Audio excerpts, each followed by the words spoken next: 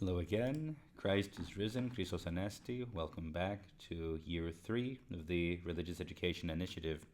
This is week 37, day 1. We're continuing our way through 1st Kingdoms or 1st Samuel.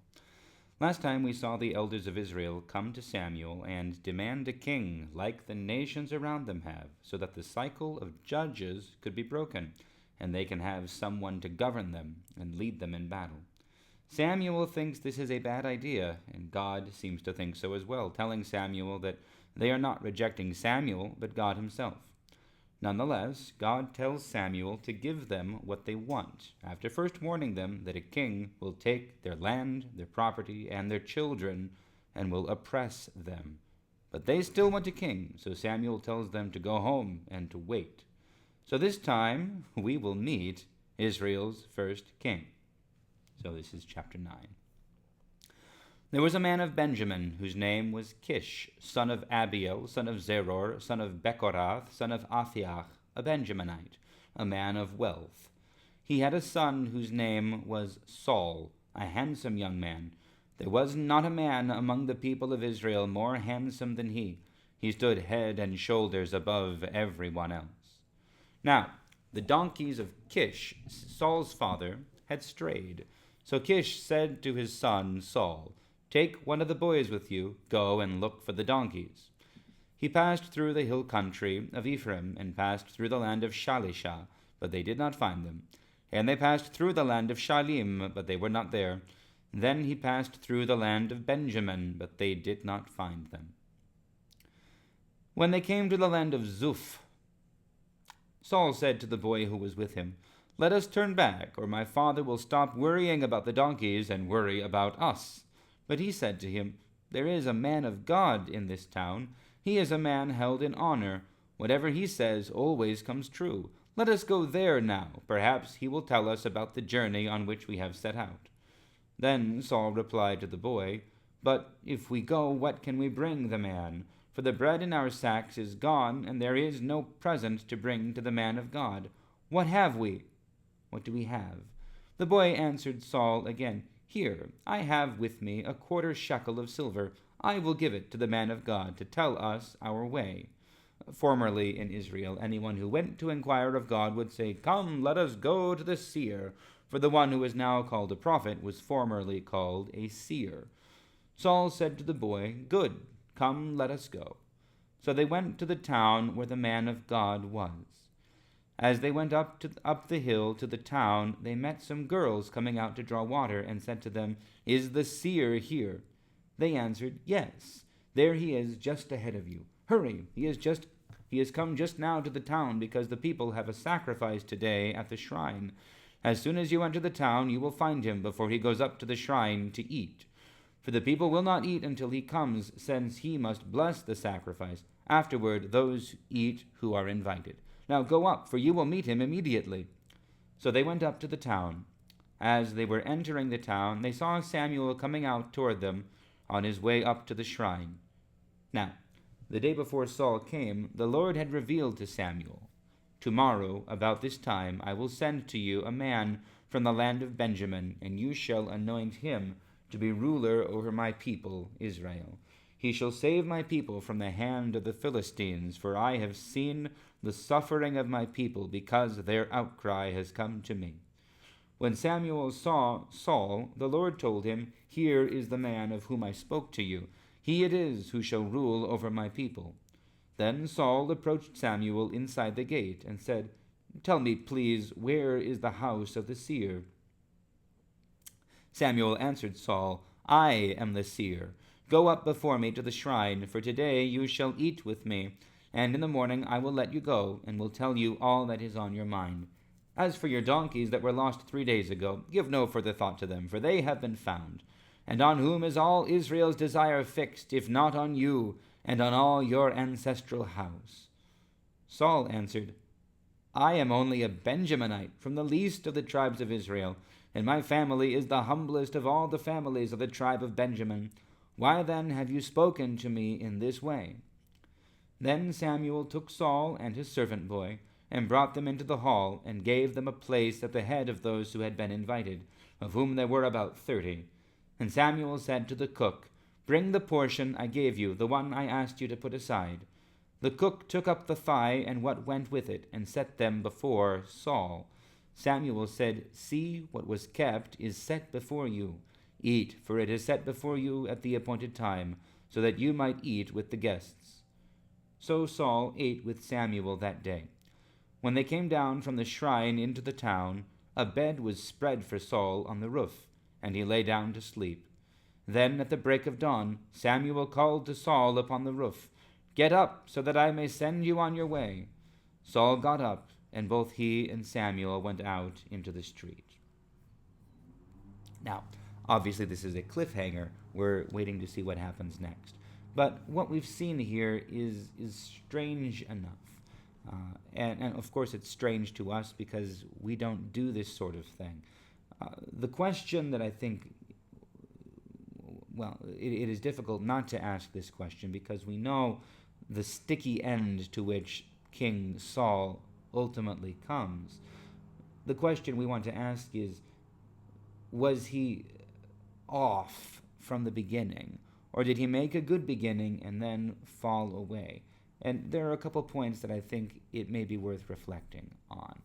The first is just as they are going, when they can't find the donkeys and the young man with Saul says, "Let's go to the man of God," Saul's first question is, what are we going to give to the man? We don't have anything to give to him. I don't have any present to bring the man of God. So the question we might ask is this a pious thought or an impious thought? And on the one hand, it's a matter of just good manners not to show up when you're a guest without some gift, without some offering. And on the other hand, the idea that the man of God will only help you if you pay him is a deeply impious, a tremendously disrespectful idea, right? So there's kind of this dual question. On the one hand, you don't want to show up empty-handed. You want to show up respectful. You want to show up able to give a gift. And on the other hand, this idea that if we're going to receive a gift from God, we have to pay for it. This runs deep in the human mindset, and it is wrong. It is deeply troubled. Because ultimately, if we truly believe that God is who he says he is, then there is nothing that we can give to him that is a worthy gift. Now, on the one hand, that argues back that Saul is being pious because his first thought is, we don't even have any bread to give him. And what do we bring to God even now? We bring him an offering of bread. Even it's a symbolic thing, a meager thing. It's not actually a matter of value, but it symbolizes everything because bread is what we make as human beings living in this world. It is the fruit of our labor as a community that we offer to God. And then in the church, having offered the bread and wine to God, we receive, well, God offers himself back to us again in what we have given to him. And in this way, we share a meal with God. We meet with him. So Saul's impulse towards maybe even some bread, but we don't have any bread. We're out of bread. We don't have anything left.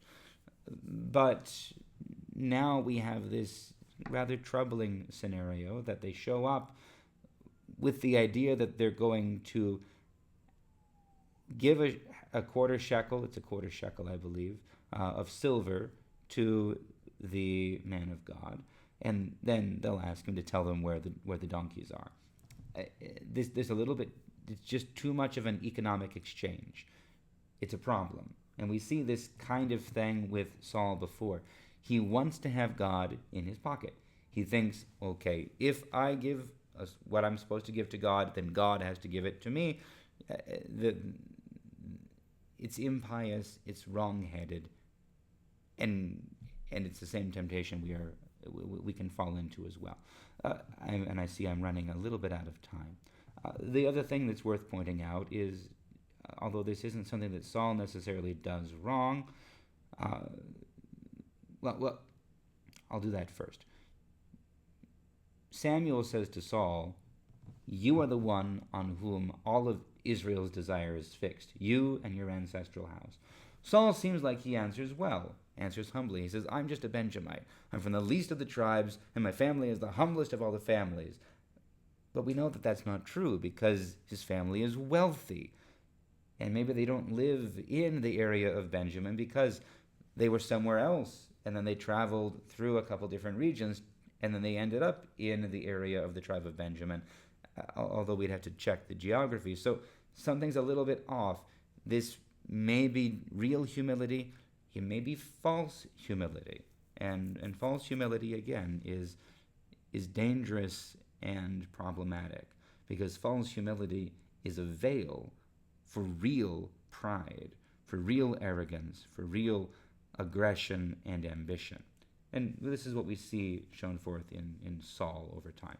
The other thing is, this sense that Samuel has come to offer a sacrifice. Everyone is gathered for the sacrifice, but they're not going to start eating until Samuel gets there, because he has to offer the sacrifice, which involves apportioning the sacrifice. This is an important point that we sometimes don't understand. While there are whole burnt offerings where you offer the entire animal, the entire thing is given to God, most sacrifices are actually shared.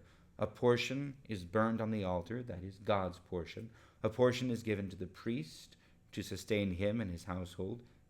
Not all of it. We saw that problem with Eli's sons, who were taking much more than they were supposed to, who were taking God's portion. But a portion is reserved for the priest, and a portion is reserved for those who are offering the sacrifice, so that they are all sharing a meal together. It's a communal act, offering a sacrifice. It is the people coming together with God.